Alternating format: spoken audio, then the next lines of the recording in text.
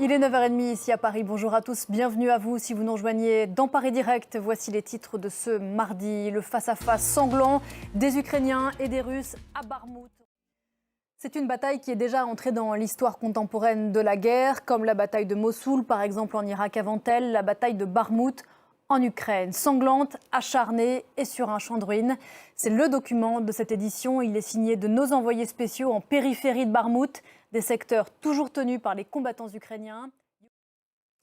Barmout revendiqué par la Russie, on vient de le voir. La Russie qui a à nouveau été la cible d'attaques sur son sol ces dernières heures. Selon le gouverneur de la province russe de Belgorod, plusieurs attaques de drones ont visé la région dans la nuit.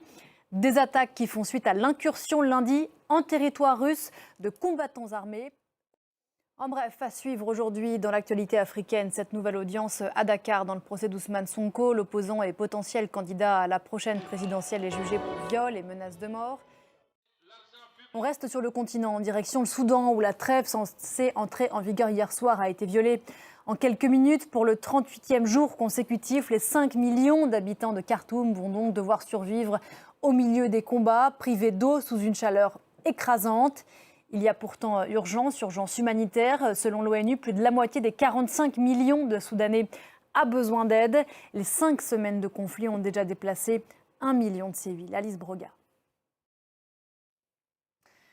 Toujours en bref, le second tour de la présidentielle turque approche. Ce sera dimanche prochain pour des résultats attendus dans la soirée. Le favori Recep Tayyip Erdogan, le président sortant, bénéficie d'un soutien qui était attendu.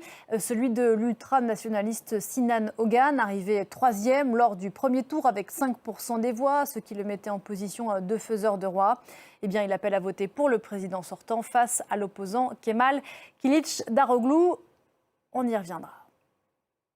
Sans transition, on prend à présent la direction du Festival de Cannes, 8e jour de compétition avec l'entrée en lice très attendue aujourd'hui du réalisateur américain Wes Anderson.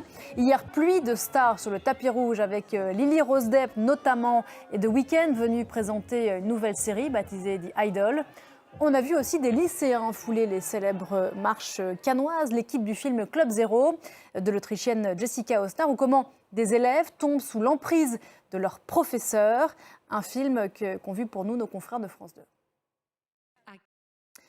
À Cannes, on évoque bien sûr très souvent les stars dans la lumière, mais le festival, c'est aussi sans doute avant tout ces métiers de l'ombre.